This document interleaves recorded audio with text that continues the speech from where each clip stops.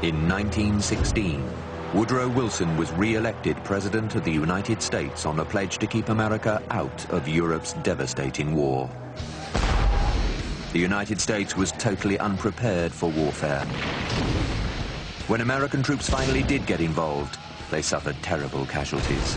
Everything you hold worthwhile is at stake. This is the forgotten story of the secret deals, government mistakes, and political intolerance of the war to end all wars. There are only two sides, American or traitor. This is the secrets of World War I, declassified.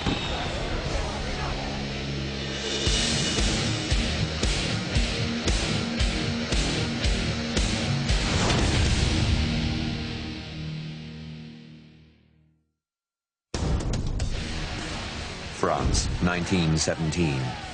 The world had never seen carnage on this scale.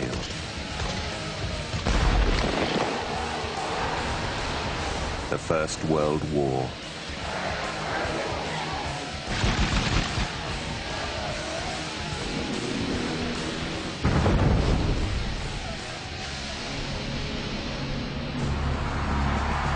The challenge went out to America. Britain and France desperately needed help against Germany and its allies. They had been at war since August 1914. What they needed most in 1917 was just simply soldiers. They had taken such huge casualties in their units that they really seriously were running out of people, and what they wanted were infantrymen who could carry rifles, machine gunners. Both the French and the British wanted assistance now. The Great War was unlike anything humanity had ever seen. It was large-scale, mechanized warfare.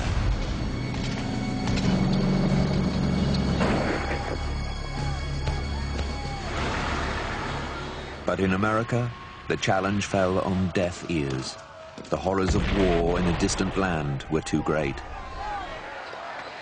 There was a lot of opposition to the war. In fact, maybe more opposition than we might have thought at one point. Immigrant communities in the northern cities, many people had come to America in part to escape conscription from the European armies.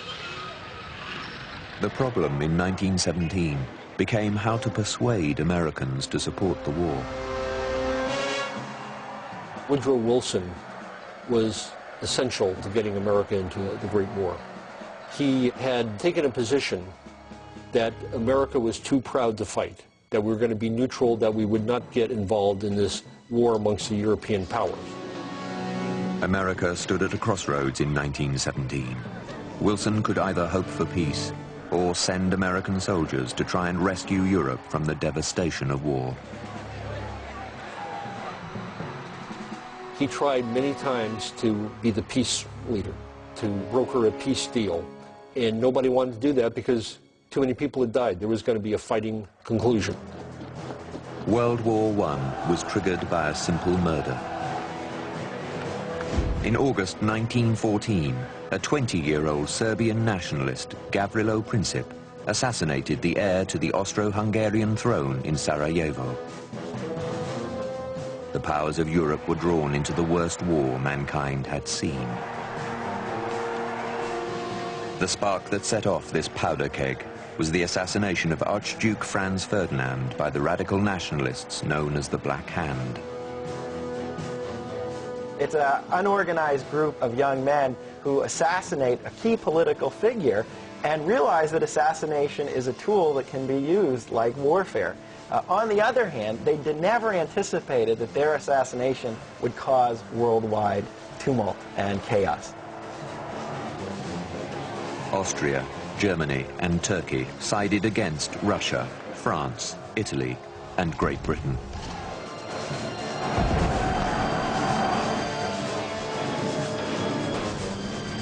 The war soon became a stalemate on the Western Front, with thousands of British, French, and German soldiers dying in the mud and misery of the trenches.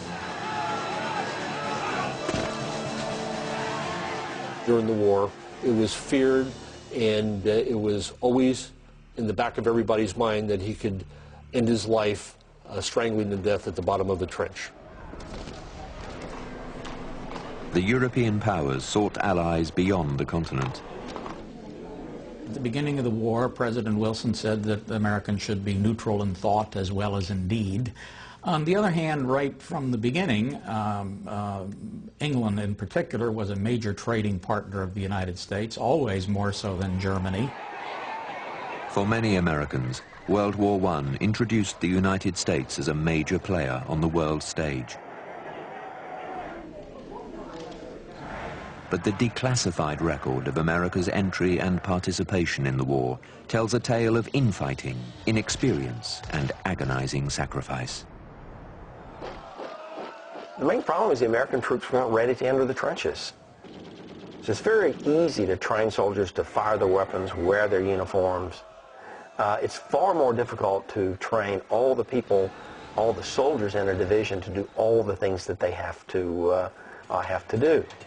In terms of training the artillery, training the transportation people, the logisticians to handle the movement of thousands of tons of supplies, that's an enormously difficult operation.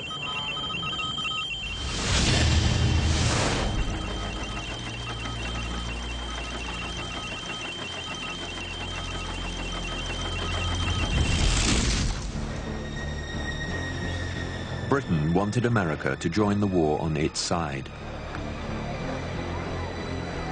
It established a secret operation to manipulate American news coverage of the war. It gave the British a tremendous advantage. They were able to pretend that they didn't have a propaganda apparatus. In fact, they had probably the biggest propaganda apparatus of any country in the war. In August 1914, Britain strategically cut many of the communication links in and out of Germany, particularly those going to the United States. Well, Britain, of course, cut all the cables across the North Sea leading into Germany to cut back on German communications. This was done immediately when the war started. But the transatlantic cables that Britain controlled were always open during the entire war.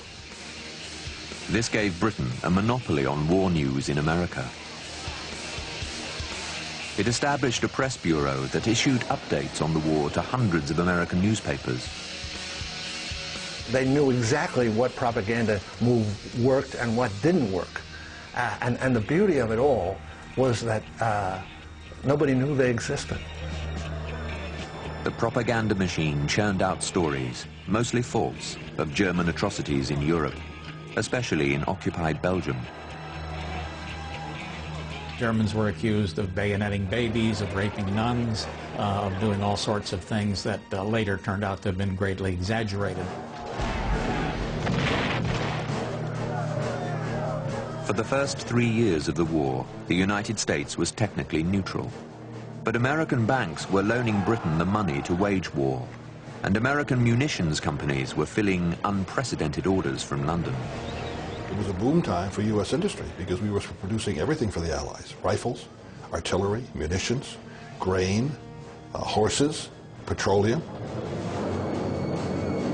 That included poison gas, a new weapon that the United States had not produced before the war.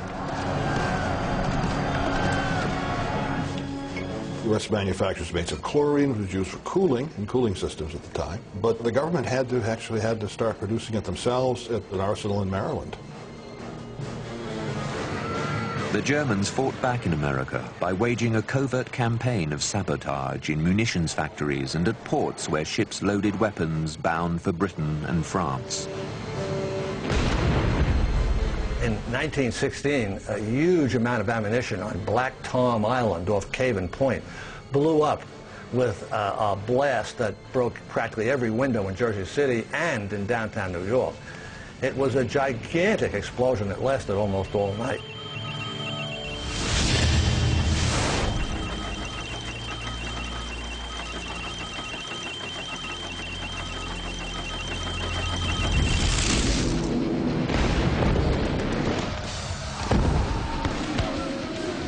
By 1917, despite the propaganda and all the financial and military support the United States was